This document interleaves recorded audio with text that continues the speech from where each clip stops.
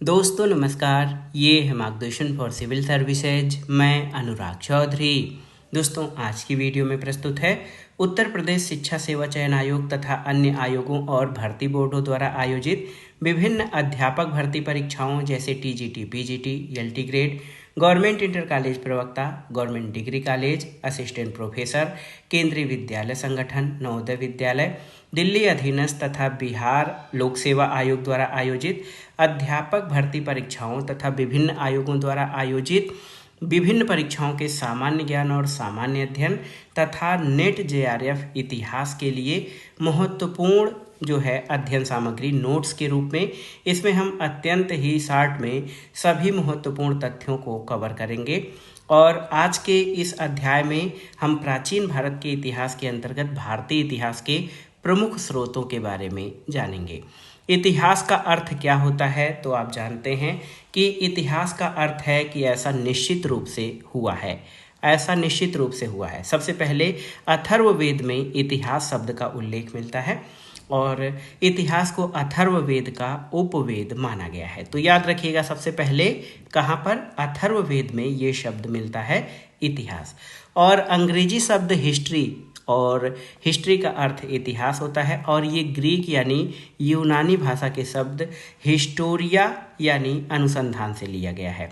और यूनानी लेखक हेरोडोटस को इतिहास का पिता कहा जाता है। तो याद रखिएगा, यहाँ से बहुत ही महत्वपूर्ण तथ्य हैं।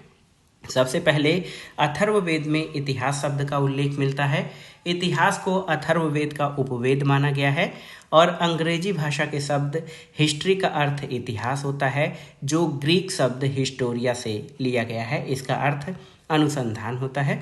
यूनानी लेखक हेरोडोटस ने जो है सबसे पहले इस विषय का अध्ययन प्रामाणिक और क्रमबद्ध रूप से किया, और हेरोडोटस को इतिहास का जनक कहा जाता है। भारत का नामकरण किस प्रकार से हुआ है? तो भारत जो अपना भारत देश है, ये भरत कबीले के नाम पर इसका नामकरण हुआ है। इंडिया, तो इंडिया जो है आप जानते हैं कि भारत को इंडिया नाम सबसे पहले ग्रीक और रोमन लोगों के द्वारा दिया गया, जो सिंधु यानी इंडस नदी के नाम से भारत का नामकरण किया था। जब ग्रीक लोग सिंधु नदी के पास आए तो उन्होंने इसे इंडस कहा, और इस नदी के पार रहने वाले लोगों को इंडस के क्षेत्र के रूप में संदर्भित किया था। रोमन लोगों ने भी इंडस शब्द को अपनाया और इसे इंडिया के रूप में इस्तेमाल किया। लेकिन एक आध जगह कहीं कहीं ये आता है कि प्राचीन ईरान के हखामनी शासक जिनको एकेमेनिड वंश का जो है एकेमेनिड वंश के रूप में जाना जाता है, इन्होंने जो है इंडिया शब्द का प्रयोग किया था। तो याद रखिएगा। और प्राचीन ईरान के प्रमुख शासक वंश थे हखामनी लोग, और इस वंश का संस्थापक साइरस द ग्रेट यानी साइरस महान को माना जाता है। तो एकेमेनिड वंश या हखामनियों ने भी, जो कि प्राचीन ईरान के शासक थे, इंडिया नाम दिया। ऐसे जहाँ भी आपको स्रोत आता है, ग्रीक और रोमन लोगों ने इंडस यानी सिंधु नदी के क्षेत्र के पूरब के क्षेत्र को इंडिया कहा था। चीनियों ने अपने देश को सेंतु या इंतु के नाम से संबोधित किया, और हिंदुस्तान नाम जो है जो इंडस या सिंधु या हिंदू जो था, उसके आधार पर हिंदुस्तान नाम सबसे पहले शाहपुर प्रथम के नक्श ए रुस्तम अभिलेख में अपने देश का नाम हिंदुस्तान मिलता है। भारत का नामकरण ऋग वैदिक काल के प्रमुख कबीले भरत के नाम पर पड़ा है। याद रखिएगा, भरत कबीला ऋग वैदिक काल का प्रमुख कबीला था, और इसके नाम पर भरत के नाम पर, इस कबीले भरत के नाम पर अपने देश का नाम भारत या भारतवर्ष पड़ा है। और आप जान लीजिए, सिंधु नदी द्वारा सिंचित क्षेत्र को इंडिया नाम से सबसे पहले हखामनी ईरानियों के द्वारा दिया गया था। सिंधु नदी के द्वारा सिंचित क्षेत्र को इंडिया नाम सबसे पहले हखामनी, और बाद में यूनानी इतिहासकार हेरोडोटस ने अपनी पुस्तक हिस्टोरिका में इंडोस शब्द का प्रयोग पर्शियन साम्राज्य की क्षत्रपी यानी 20वें प्रांत के रूप में किया है। और मेगास्थनीज ने इंडिका में इंडोस शब्द का प्रयोग संपूर्ण भारतीय उपमहाद्वीप के लिए किया है। देखिए, एक प्रदेश के रूप में भारत का प्रथम सुनिश्चित उल्लेख पाणिनि की रचना अष्टाध्यायी में मिलता है। अष्टाध्यायी जो है संस्कृत व्याकरण का ग्रंथ है। और आप और देखिए कि पतंजलि के समय यानी 2री शताब्दी ईसा पूर्व में आर्यावर्त शब्द का उल्लेख मिलता है, जो हिमालय और पारिमात्र के बीच स्थित उत्तरी भारत अथवा विंध्य के पश्चिम का क्षेत्र है और इसका नाम आर्यावर्त दिया गया है। पुराणों में और अशोक के अभिलेख में भारत को जम्बू द्वीप कहा गया है। इसका कारण ये है कि यहाँ पर जामुन के वृक्षों की अधिकता थी। सबसे पहले चीनियों यानी झांगकियान या चांकियन ने भारत को शेंतु कहा है, जो सिंधु नदी का चीनी रूपांतरण है। ह्वेनसांग ने भारत को इंतु कहा है, जिसका अर्थ होता है चंद्रमा। देखिए ये भी बहुत ही महत्वपूर्ण है। ह्वेनसांग जो कि एक चीनी यात्री था, हर्षवर्धन के समय में भारत आया था, इसने भारत को इंतु कहा है। इसका अर्थ चंद्रमा यानी मून होता है। खारवेल के हाथी गुम्फा अभिलेख में सबसे पहले प्राकृत भाषा में भरधवस यानी भारतवर्ष का विवरण मिलता है। विष्णु पुराण में उल्लिखित है कि समुद्र के उत्तर में और हिमालय के दक्षिण में जो प्रदेश स्थित है वो भारत देश है और वहाँ की संतति भारतीय है, ऐसा उल्लेख विष्णु पुराण में है। चीनी यात्री इत्सिंग कहता है कि हिंदू नाम का प्रयोग केवल उत्तरी जनजातियों द्वारा किया जाता है और स्वयं भारत के लोग इस चीज को नहीं जानते हैं। सोमदेव सूरी की पुस्तक है नीति वाक्यामृतम। इसमें सबसे पहले भारतवासी के अर्थ में भारतीयाह शब्द का प्रयोग मिलता है। सबसे पहले 262 ईस्वी में ईरान के सासानी शासक शाहपुर या शाहपुर प्रथम के नक्श ए रुस्तम अभिलेख में भारत का नाम हिंदुस्तान मिलता है। ये बहुत ही महत्वपूर्ण तथ्य है कि भारत का नाम हिंदुस्तान सबसे पहले कहाँ मिलता है, तो ये नक्श ए रुस्तम अभिलेख था जिसमें भारत का हिंदुस्तान नाम दिया है। मत्स्य पुराण जो कि बहुत ही पुराना पुराण है, इसके अनुसार भारतवर्ष के कुल 9 भाग हैं। इसके 9वें भाग भारत को राजशेखर ने कुमारी द्वीप कहा है। और सबसे पहले मत्स्य पुराण में ही बृहत्तर भारत की अवधारणा मिलती है, जिसमें भारतवर्ष के साथ दक्षिण पूर्व एशिया के 8 अन्य द्वीपों को भी शामिल किया गया है, जिसको बृहत्तर भारत या ब्रॉड इंडिया की अवधारणा कही जाती है। मत्स्य पुराण में सबसे पहले बृहत्तर भारत की अवधारणा मिलती है। प्राचीन भारतीय इतिहास के अध्ययन के प्रमुख स्रोत कौन से हैं, इसको जानना जरूरी है। तो इतिहास के अध्ययन के स्रोत में आप जानते हैं साहित्यिक और पुरातात्विक साक्ष्यों को शामिल किया जाता है और इन साक्ष्यों के आधार पर इतिहास को 3 कालखंडों में बांटा गया है। कौन कौन? प्रागैतिहासिक, तो इसमें केवल पुरातात्विक साक्ष्य उपलब्ध हैं। आद्य इतिहास साहित्यिक और पुरातात्विक दोनों साक्ष्य उपलब्ध हैं, किंतु लिपि पढ़ी नहीं गई है। और जो ऐतिहासिक काल होता है, साहित्यिक और पुरातात्विक दोनों साक्ष्य उपलब्ध हैं और मान्य हैं। तो इतिहास के सबसे मुख्य स्रोत जो हैं वो ऐतिहासिक काल के ही है, हालांकि जो अन्य स्रोत हैं वो भी बहुत ही महत्वपूर्ण हैं। इतिहास के देखिए स्रोतों में साहित्यिक स्रोत, इसमें धार्मिक, लौकिक और विदेशी यात्रियों के वर्णन हैं। पुरातात्विक स्रोतों में अभिलेख, सिक्के, मृदभांड और अन्य पुरावशेष शामिल होते हैं। इतिहास, तो देखिए इतिहास का जो वर्गीकरण है ये मुख्य रूप से 3 भागों प्रागैतिहास, आद्य इतिहास और ऐतिहासिक काल में बांटा जाता है। प्रागैतिहासिक काल पाषाण काल है। आद्य इतिहास में हड़प्पा सभ्यता और वैदिक सभ्यता आती है और ऐतिहासिक काल ये 6ठी शताब्दी ईसा पूर्व से माना जाता है। अब आइए एक क्रम से देख लेते हैं। सबसे पहले धार्मिक साहित्य के बारे में जानते हैं। कौन कौन से धार्मिक साहित्य हमारे अध्ययन के या इतिहास की जानकारी के स्रोत हो सकते हैं। इसमें ब्राह्मण साहित्य, बौद्ध साहित्य और जैन साहित्य प्रमुख हैं। ब्राह्मण साहित्य जो है मुख्य रूप से वेद हैं। ब्राह्मण साहित्य आप देखिए मुख्य रूप से वेद हैं। वेद का अर्थ होता है जानना, वेद का अर्थ जानना होता है और इसके संकलनकर्ता कृष्ण द्वैपायन वेद व्यास हैं। वेद का अन्य नाम श्रुति और संहिता भी है, याद रखिएगा। 3 वेद और चतुर्वेद क्या हैं? तो वेद त्रयी, ऋग्वेद, सामवेद और यजुर्वेद, 3 वेदों को वेद त्रयी कहा जाता है। ऋग्वेद, यजुर्वेद, सामवेद, अथर्ववेद को चातुर्वेदी कहा जाता है। तो 4 वेद हैं और इसमें सबसे पुराना वेद आपका ऋग्वेद है। वेद जो है वो संस्कृत के विद धातु से निकला है, जिसका अर्थ होता है जानना। वेदों को अपौरुषेय, देव निर्मित, नित्य और श्रुति साहित्य के भाग के रूप में भी जाना जाता है। वेदों के संकलनकर्ता कृष्ण द्वैपायन थे और वेदों का संकलन करने के कारण इन्हें वेद व्यास के नाम से विभूषित किया गया। देखिए, चारों वेदों ऋग्वेद, सामवेद, यजुर्वेद, अथर्ववेद को संहिता और ऋग्वेद, सामवेद और यजुर्वेद को वेद त्रयी कहा जाता है। वेदों के बारे में जो सामान्य जानकारी है उसको हम शार्ट में जान लेते हैं। ऋग्वेद के जो उच्चारणकर्ता हैं उनको होत्र या होता कहा जाता है। ये आर्यों का प्राचीनतम ग्रंथ है। इसका रचना स्थल सप्त सैंधव प्रदेश है। इसमें कुल 10 मंडल हैं, 2 से 7 मंडल सबसे पुराने हैं। कुल सूक्तों की संख्या 1017 + 11 यानी 1028 सूक्त हैं ऋग्वेद में, और कुल मंत्र 10,552 हैं। ऋग्वेद के 3 पाठ हैं, एक तो साकल पाठ 1017 सूक्त, बालखिल्य 11 सूत्र और वाष्कल 56 सूक्त जो कि उपलब्ध नहीं हैं। तो 1017 और 11 को मानकर ऋग्वेद में कुल 1028 सूक्त माने जाते हैं। सामवेद तो इसके उच्चारणकर्ता या इसके अध्ययनकर्ता को उद्गाता कहा जाता है।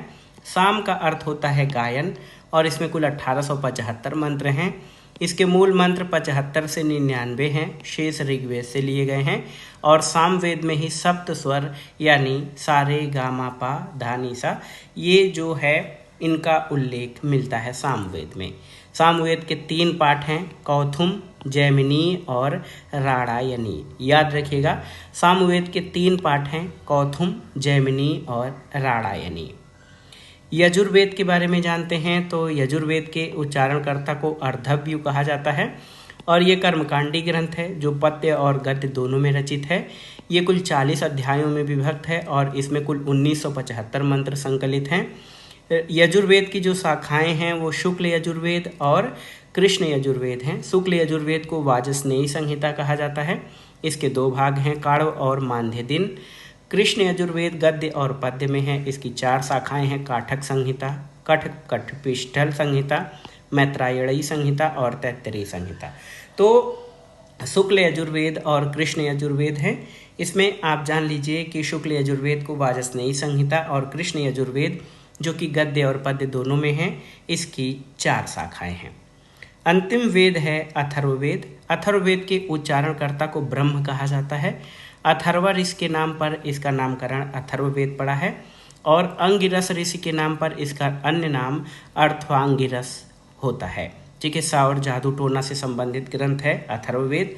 चारों वेदों में सर्वाधिक लोकप्रिय है। इसमें कुल 20 अध्याय हैं, 730 सूक्त हैं और कुल मंत्रों की संख्या 5987 है। इतिहास के जानकारी के कुछ अन्य स्रोत जो हैं वो ब्राह्मण ग्रंथ है। ब्राह्मण ग्रंथ गद्य में हैं जो वेदों की व्याख्या से संबंधित हैं। इन ग्रंथों में यज्ञों की व्याख्या मिलती है। इन्हें वेदों का परिशिष्ट माना जाता है। इन ग्रंथों में राजा परीक्षित के बाद और राजा बिंबिसार के पूर्व की घटनाएं वर्णित हैं। वेद और उनसे संबंधित जो ब्राह्मण ग्रंथ हैं उनको जानना जरूरी है। ऋग्वेद का ब्राह्मण ग्रंथ ऐतरेय है। इसके संकलनकर्ता इतरा के पुत्र महिदास हैं। कौशितकी या संखायन तो इसके संकलनकर्ता कुशितक ऋषि हैं। सामवेद का जो ब्राह्मण ग्रंथ है ये तांड्य ब्राह्मण है, जिसको महाब्राह्मण कहा जाता है और ये जैमिनीय कृत है। यजुर्वेद का ब्राह्मण ग्रंथ जो है शतपथ है, इसके लेखक याज्ञवल्क्य हैं। और अथर्ववेद का गोपथ ब्राह्मण है, गोपथ ऋषि के द्वारा संकलित किया गया है। तो ये मिलान के लिए भी आता है, यहाँ से आप तैयार कर लीजिएगा। ये वेद और उनके ब्राह्मण ग्रंथ पूछता है। आर्यण्यक तो सायण के अनुसार इन ग्रंथों का नामकरण वनों यानी अरण्य में इनके अध्ययन के आधार पर किया गया है। आरण्यक को रहस्य भी कहा गया है। इसका प्रमुख प्रतिपाद्य प्राण विद्या है। इन ग्रंथों में विभिन्न आध्यात्मिक और दार्शनिक समस्याओं का विशद विवेचन मिलता है। वेद और उनके आरण्यकों में ऋग्वेद का आरण्यक ऐतरेय और कौशितकी, सामवेद का जैमिनी और छांदोग्य, यजुर्वेद का बृहदारण्यक तैत्तरीय और शतपथ और अथर्ववेद के आरण्यक इसका कोई आरण्यक ग्रंथ नहीं है। तो याद रखिएगा, ऋग्वेद, सामवेद, यजुर्वेद के आरण्यक ग्रंथ हैं जबकि अथर्ववेद का कोई आरण्यक ग्रंथ नहीं है। अब इसके बाद आरण्यकों के बाद उपनिषद, तो ये भी इतिहास को जानने के प्रमुख स्रोत हैं। उपनिषदों की कुल संख्या 108 है। 10 प्रमुख उपनिषद है जिन पर शंकराचार्य ने भाष्य लिखा है। और उपनिषद गुरु के समीप बैठकर शिष्य के द्वारा प्राप्त किए जाने वाले ज्ञान को उपनिषद कहा गया है। और ये वैदिक साहित्य का अंतिम भाग है। उपनिषदों को इसी कारण वेदांत भी कहा जाता है। जिस भारतीय दर्शन की शुरुआत आरण्यकों से होती है, उनकी चरम सिद्धि उपनिषदों में प्राप्त होती है। वेद का ज्ञान कांड नाम से जाने जाने वाले उपनिषदों का प्रमुख प्रतिपाद्य विषय आत्मविद्या यानी स्वयं को जानना है। वेद और उनके उपनिषदों के बारे में जानते हैं तो ऋग्वेद के उपनिषद ऐतरेय और कौशितकी हैं। सामवेद के छांदोग्य और जैमिनी और यजुर्वेद के बृहदारण्यक, कठोपनिषद, ईशोपनिषद, श्वेताश्वर, मैत्रायण और महानारायण उपनिषद हैं। अथर्ववेद के उपनिषदों में मुंडक, मांडुक्य जो कि सबसे छोटा है, और प्रश्न उपनिषद ये अथर्ववेद के उपनिषद हैं। उपनिषदों के बाद वेदांग पर आते हैं तो वैदिकोत्तर साहित्य यानी वेदों के बाद वेदांग जो है ज्ञान में सहायक हैं। इनका रचना काल 600 से 200 ईसा पूर्व के मध्य है। नाम और क्रमानुसार सबसे पहले वर्णन मुंडकोपनिषद में मिलता है। यहाँ पर आइए देखिए, वेदांग 6 हैं: शिक्षा, कल्प, व्याकरण, निरुक्त, छंद, ज्योतिष। तो यहाँ पर सभी के बारे में है। शिक्षा की तुलना नाक से की गई है जो कि स्वर विज्ञान से संबंधित है। इसके जो है प्रमुख प्रवर्तक वामज्य हैं और प्रमुख ग्रंथ गायलम हैं। कल्प तो इसकी तुलना हाथ से की गई है जो कि कर्मकांड से संबंधित हैं। आश्वलायन का गृह सूत्र जो है ये प्रमुख ग्रंथ है। इसके अलावा धर्म सूत्र और श्रौत सूत्र ये कल्प वेदांग से संबंधित हैं। व्याकरण को मुख की संज्ञा दी गई है यानी व्याकरण की तुलना मुख से की गई है। इसमें भाषा संबंधी नियम है जिसमें प्रमुख ग्रंथों में अष्टाध्यायी, महाभाष्य और वार्तिक हैं। निरुक्त को कान की संज्ञा दी गई है। व्युत्पत्ति शास्त्र इसकी विशिष्टता है। प्रथम आचार्य कश्यप हैं, इनकी रचना है निघंटु, और यास्क का निरुक्त भी इस जो है वेदांग के लिए महत्वपूर्ण है। छंद की तुलना पैर से की गई है, उच्चारण और पाठ में महत्वपूर्ण है। पिंगल मुनि को छंद शास्त्र का जो है प्रवर्तक कहा जाता है। ज्योतिष ये आँख इसको कहा गया है, इसको नक्षत्रीय अध्ययन। लगध मुनि का वेदांग ज्योतिष ये ज्योतिष से संबंधित महत्वपूर्ण ग्रंथ है। आइए कल्प सूत्र के भेद जान लेते हैं। तो श्रौत सूत्र ये वैदिक कर्मकांड से संबंधित है। गृह सूत्र संस्कार और महायज्ञ से संबंधित है। धर्म सूत्र भारतीय विधि के प्रारंभिक स्रोत, और शूल सूत्र इसी में ज्यामितीय ज्ञान की जो है जानकारी मिलती है। इनके अलावा हिंदू धर्म ग्रंथों में स्मृति ग्रंथों का भी बहुत महत्व है। ये हिंदू धर्म के कानूनी यानी विधिक ग्रंथ माने जाते हैं। इनकी रचना पद्य में श्लोकों के रूप में की गई है। एकमात्र विष्णु स्मृति है जो गद्य में रचित है, याद रखिएगा।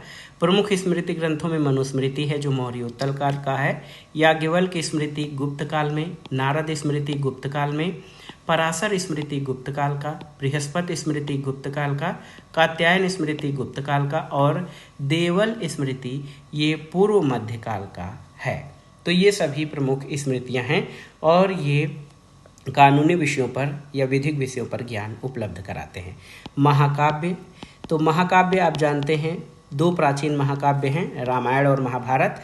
रामायण की रचना वाल्मीकि द्वारा की गई है और इसका अन्य नाम चातुर्विंशति संहिता है। तो चातुर्विंशति सहस्री संहिता है रामायण का, और ये लगभग 400 ईस्वी के आसपास इसका अंतिम रूप से संकलन किया गया था।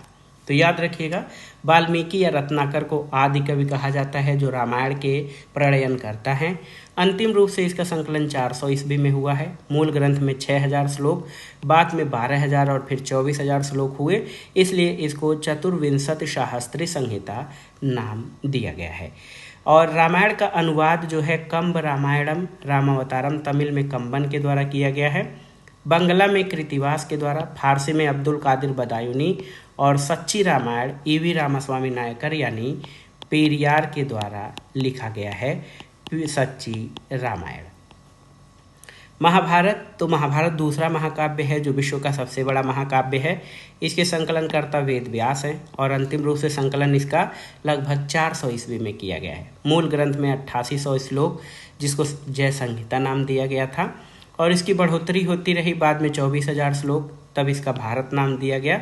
और अंत में इसमें कुल 1,00,000 श्लोक, जिसको महाभारत या शतशास्त्री संहिता कहा जाता है। और महाभारत का प्रथम उल्लेख आश्वलायन के गृह सूत्र में मिलता है। ये महत्वपूर्ण तथ्य है, याद रखिएगा। और महाभारत का अनुवाद भारतम तमिल में पेरुन देवनार के द्वारा और बांग्ला में कविंद्र परमेश्वर के द्वारा किया गया है। और महाभारत का रज्मनामा नाम से फारसी में अनुवाद अब्दुल कादिर बदायूनी के द्वारा किया गया है। ये भी बहुत ही महत्वपूर्ण तथ्य है। इतिहास के स्रोतों में पुराण भी बहुत ही महत्वपूर्ण हैं। पुराणों के संकलनकर्ता ऋषि लोमहर्ष और उग्रश्रवा को माना जाता है। पुराणों की कुल संख्या 18 है। और पुराण शब्द का उल्लेख सबसे पहले अथर्ववेद में मिलता है। और पुराण जो है, पुराणों में मत्स्य पुराण जो है सबसे प्राचीन और प्रामाणिक पुराण माना जाता है। तो ये पुराणों से संबंधित महत्वपूर्ण तथ्य है। पुराणों की संख्या 18 है। महाभारत के नाम के बारे में हम लोगों ने जान लिया कि महाभारत के संकलनकर्ता वेद व्यास हैं। लगभग 400 ईस्वी में इसका अंतिम रूप से संकलन किया गया। इनके अन्य नाम जय संहिता, भारत और शतशास्त्री संहिता हैं। पुराणों के बारे में आप जान लीजिए, इसके संकलनकर्ता लोमहर्ष और उनके पुत्र उग्रश्रवा हैं। मुख्य रूप से 18 पुराण हैं। उप पुराणों की संख्या 29 है। पुराण शब्द का उल्लेख सबसे पहले अथर्ववेद में है। और मत्स्य पुराण सर्वाधिक प्राचीन और प्रामाणिक है। इतिहास पुराण, इसको पंचम वेद की संज्ञा दी जाती है। और प्रस्थान त्रयी में उपनिषद, ब्रह्मसूत्र और गीता को शामिल किया जाता है।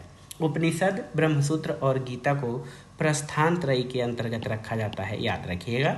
जैसे वेद त्रयी में ऋग्वेद, यजुर्वेद और सामवेद को रखा जाता है। उसके बाद जो साहित्यिक स्रोत हैं उसमें बौद्ध साहित्य बहुत ही महत्वपूर्ण है। इसकी रचना मध्य गंगा घाटी में हुई। सबसे पहला ग्रंथ त्रिपिटक है, जो आम बोलचाल की भाषा पाली भाषा में लिखा गया था। त्रिपिटक में सुत्त पिटक, विनय पिटक और अभिधम्म पिटक है। सुत्त पिटक सर्वोच्च और बृहत्तम है। बौद्ध धर्म के उपदेशों का संकलन इसमें है। और इसके प्रमुख भेद दीघ निकाय, मध्यम निकाय, संयुक्त निकाय, अंगुत्तर निकाय और खुद्दक निकाय हैं। खुद्दक निकाय के भेद आप देखिए, धम्मपद, सुत्त निपात, विमानवत्थ, पंतवत्थु, थेर गाथा, थेरी गाथा, उदान और जातक हैं। दूसरा पिटक विनय पिटक है। इसमें भिक्षु भिक्षुणियों के लिए नियम बताए गए हैं। और इसमें पातिमोक्ष, खंधक और इसके भेद महावग्ग और चुल्लवग्ग हैं। सुत्त विभंग के भेद में महाविहंग और भिक्षुणी विहंग है। तो ये विनय पिटक हैं। अभिधम्म पिटक, ये बौद्ध धर्म का दार्शनिक और आध्यात्मिक रूप इसमें मिलता है। इसके जो प्रमुख भेद हैं विभंग, कथावत्थु, यमक, पट्टान, युगल पंचत, धातु कथा और धम्म संगड़ी। तो विनय पिटक को बौद्ध धर्म की ज्ञान की पिटारियाँ कहा जाता है। विनय पिटक 3 पिटक हैं, जो है 3 पिटक हैं। कौन कौन आप जानते हैं? सुत्त पिटक, विनय पिटक और अभिधम्म पिटक। और ये बौद्ध धर्म के ज्ञान की पिटारियाँ हैं। प्रमुख बौद्ध ग्रंथों में देखिए बुद्धचरित, इसके रचनाकार अश्वघोष हैं। सौंदरानंद अश्वघोष के द्वारा, सारिपुत्र प्रकरण अभिधम्म अश्वघोष, वज्र सूची अश्वघोष और विशुद्धिमग्ग की रचना बुद्ध घोष के द्वारा की गई। अभिधम्म कोश वसुबंधु के द्वारा, चतुःशतक आर्यदेव, शून्यता सप्तति नागार्जुन के द्वारा और प्रज्ञा पारमिता सूत्र नागार्जुन के द्वारा लिखा गया है। माध्यमिक कारिका नागार्जुन, और इनको जो है मध्ययुगीन या प्राचीन काल के आइंस्टीन की संज्ञा दी जाती है। महायान सूत्रालंकार असंग के द्वारा है। न्याय प्रवेश की रचना दिग्नांग के द्वारा। प्रमाणवर्तिका धर्मकीर्ति, उपासक ज्ञान अलंकार आनंद और मिलिंद पन्हो नागसेन की रचना है। बौद्ध साहित्य की तरह जैन साहित्य भी महत्वपूर्ण है इतिहास को जानने के स्रोतों में। और प्राचीन ग्रंथों का नाम, जैन धर्म के प्राचीन ग्रंथों को पुब्ब कहा जाता है। इनकी संख्या 14 है और वल्लभी संगीत में ये 12 संख्या थी। जैन साहित्य को आगम या सिद्धांत कहा जाता है। इनकी भाषा अर्धमागधी, मागधी या प्राकृत है। बौद्ध साहित्य आप जानते हैं पाली भाषा में, जबकि जैन साहित्य अर्धमागधी, मागधी या प्राकृत भाषा में लिखे गए हैं। कुल जैन साहित्य जो हैं वो 12 हैं। कौन कौन से? आचारांग सूत्र, सूत्रकृतांग, अस्थनांग, समवायांग, भगवती सूत्र, ज्ञात्र धर्म कथा, उपवासक दशाओं, अंतकर दशा, अनुत्तर पातिक दशा, प्रश्न व्याकरण, विवाका सूत्र और दृष्टिवाद। तो ये जैन साहित्य के कुल 12 अंग हैं। 12 अंगों की तरह जैन साहित्य में 12 उपांग हैं। औपपातिक, प्रज्ञापना, चंद्र प्रज्ञप्ति, जम्बूदीप प्रज्ञप्ति, सूर्य प्रज्ञप्ति, निश्यावली, कल्पावतांसिका, राजप्रश्नीय, जीवा जीव विभग, पुष्पिका, पुष्पचूलिका और वृषणी दशा, ये जैन धर्म के 12 उपांग हैं। इसके अलावा 10 प्रकीर्ण भी हैं। इनको चतुशरण, संस्तारक, तंदुल वैचारिक, चंद्र वैद्यक, आतुर प्रख्यानम, गणि विद्या, देवेंद्रस्तव, वीरस्तव, महाप्रत्याख्यान और भक्ता परिज्ञा कहा जाता है। जैन धर्म में कुल 6 छेद सूत्र भी हैं। आभार दशाओं, जीत कल्प सूत्र, वृहत कल्प सूत्र, निशीथ सूत्र, महानिषेध सूत्र और व्यवहार यानी व्यवहार। 4 मूल सूत्र भी हैं। उत्तराध्ययन सूत्र, 10 वैकालिक सूत्र, आवश्यक सूत्र और पिंडा निर्मुक्ति और अधो निर्मुक्ति सूत्र। इसके अलावा जो 7वां है अनुयोग सूत्र। अनुयोग सूत्र है और इसमें जो प्रमुख पुस्तकें हैं उसमें कल्प सूत्र, इसके लेखक भद्रबाहु रहे हैं। परिशिष्ट पर्वन हेमचंद्र की रचना है। तत्वार्थ सूत्र उमा स्वामी, न्यायावतारः सिद्धसेन दिवाकर, लोक विभंग सर्वनंदी, भद्रबाहुचरित की रचना जो है रत्ननंदी ने की है और कुमार पालचरित की रचना हेमचंद्र ने। अभिधान चिंतामणि हेमचंद्र के द्वारा, रत्नमालिका अमोघ वर्ष और कविराज मार्ग की रचना अमोघ वर्ष के द्वारा की गई है।